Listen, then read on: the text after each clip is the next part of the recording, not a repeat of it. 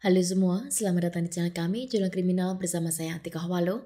Bagi Anda yang menyukai pembahasan tentang kasus-kasus kriminal, kami sengaja membangun channel ini untuk Anda. Jangan lupa untuk mendukung channel kami dengan cara subscribe, like, komen, dan share ke media sosial yang Anda punya. Seorang anak laki-laki yang bernama Rudolf Gabriel Farias IV, dia lahir pada tanggal 1 Oktober di tahun 1997. Dia dibesarkan di kota Houston di wilayah Texas di negara Amerika.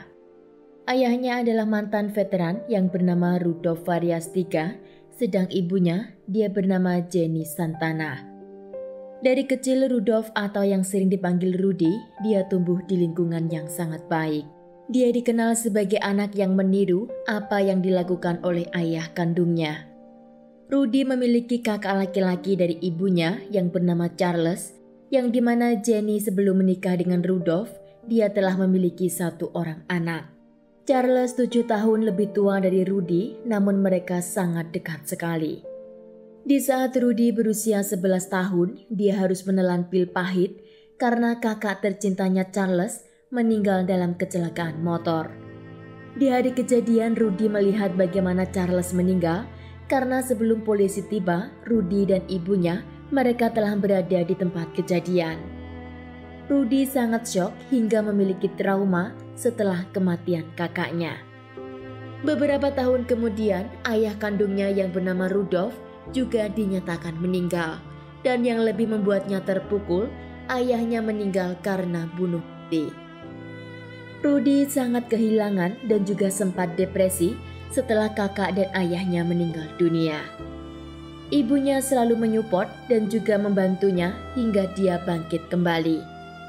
Di saat Rudy berusia 17 tahun, tepatnya pada tanggal 16 Maret di tahun 2015, Rudy keluar dengan membawa anjingnya untuk jalan pagi. Hari itu menurut Jenny, Rudy tidak kembali pulang dan yang kembali pulang hanyalah anjingnya saja. Keesokan harinya pada tanggal 17 Maret, Jenny melaporkan ke kantor polisi karena Rudy belum juga kembali. Di sana menurut Jenny, Rudy saat itu sedang menderita asma dan juga depresi. Polisi melakukan pencarian besar-besaran di area sekitar, namun mereka tidak menemukan informasi yang terkait dengan Rudy.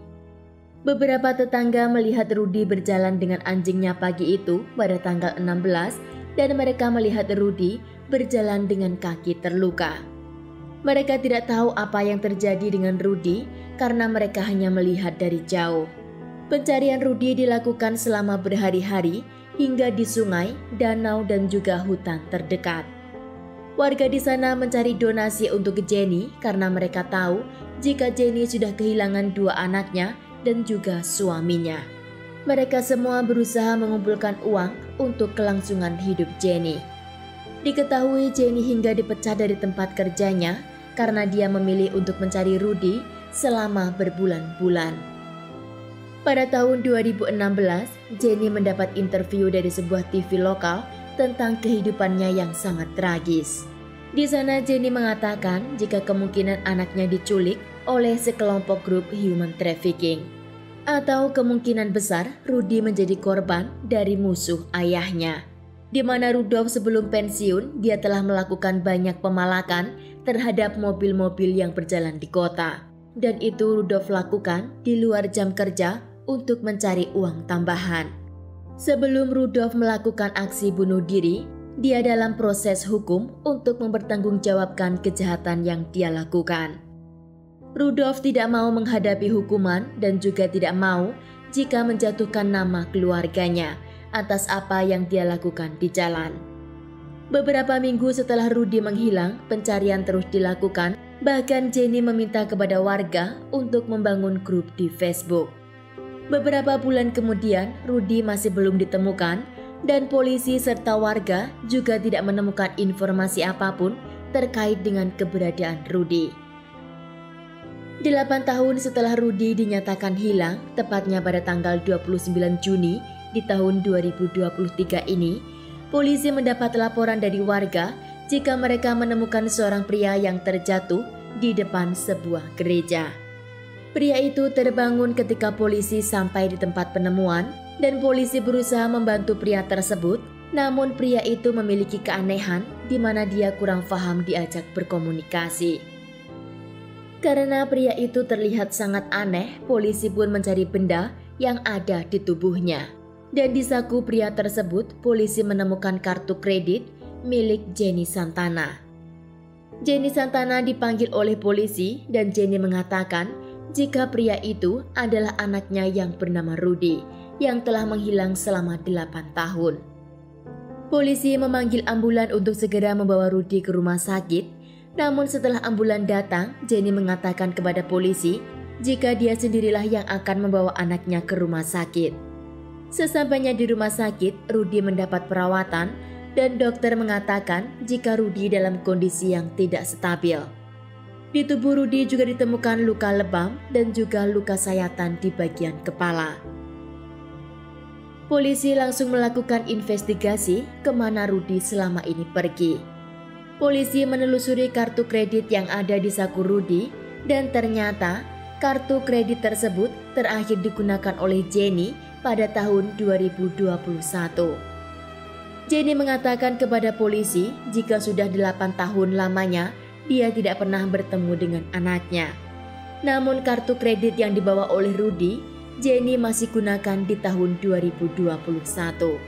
Dengan bukti dari kartu kredit, polisi menelusuri kasus tersebut lebih serius. Beberapa hari setelah Rudy ditemukan di depan gereja, Jenny memposting foto seseorang di rumah sakit.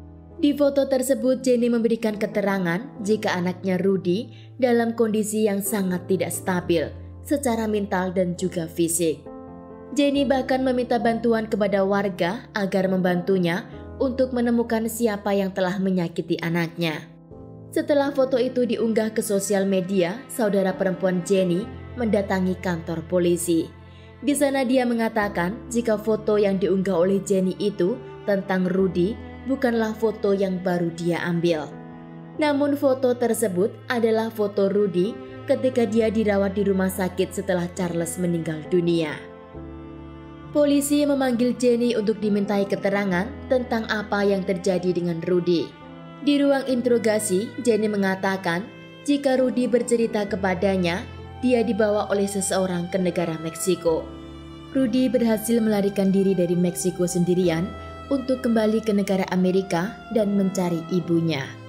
Polisi tidak percaya dengan pengakuan tersebut karena sangat tidak mungkin jika Rudy berjalan melewati pembatas negara Meksiko dan USA dengan berjalan kaki dan tanpa dokumen. Polisi semakin mendalami kasus kembalinya Rudy setelah hilang selama 8 tahun. Media dan polisi terus mengawasi pergerakan Rudy dan Jenny di mana mereka terlihat keluar dari sebuah hotel. Rudy ditemani oleh seorang pria, namun anehnya kepala Rudy dibungkus dengan kain putih. Rudy dibawa ke sebuah ruangan yang di sana hanya terdapat 1 media dan juga 1 orang polisi.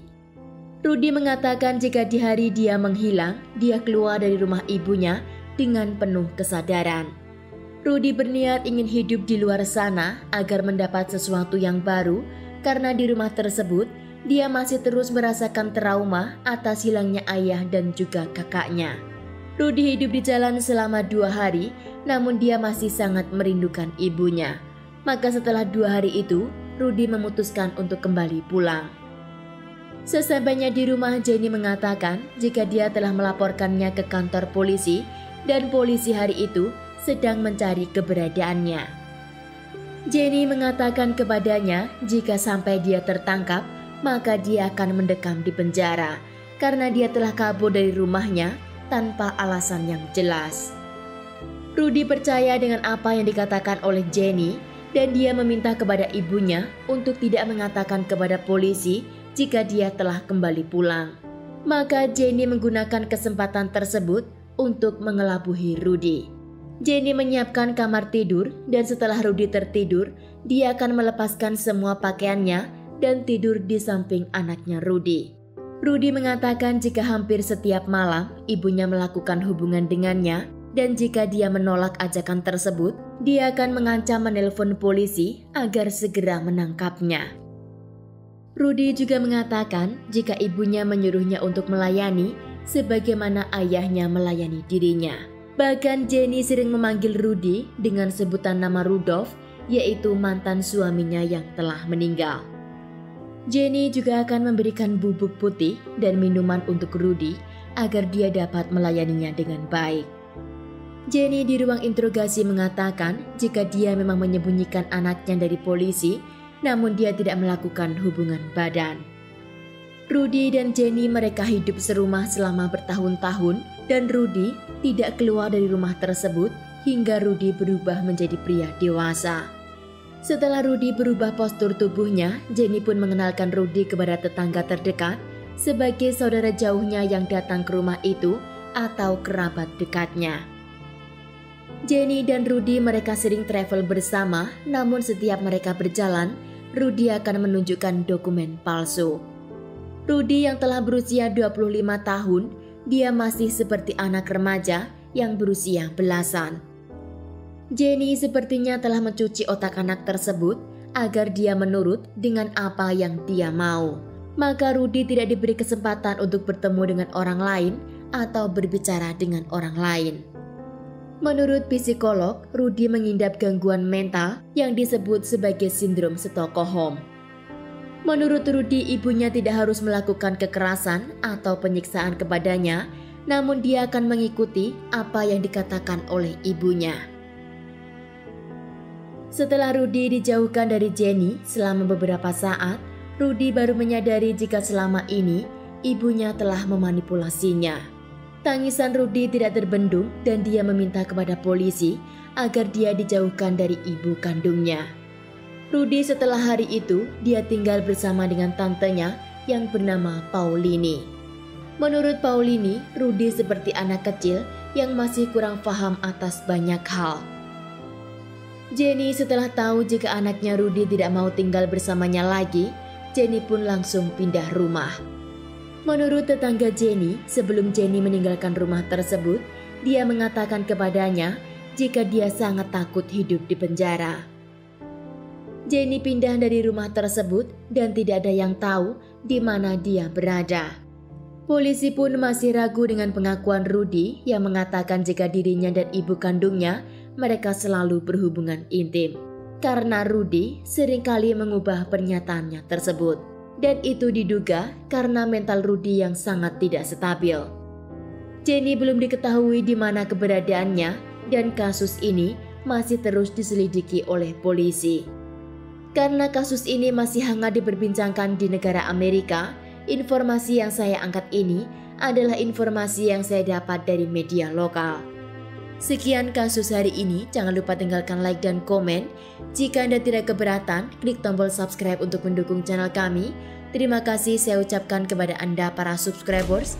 Sekian, sampai jumpa di kasus berikutnya.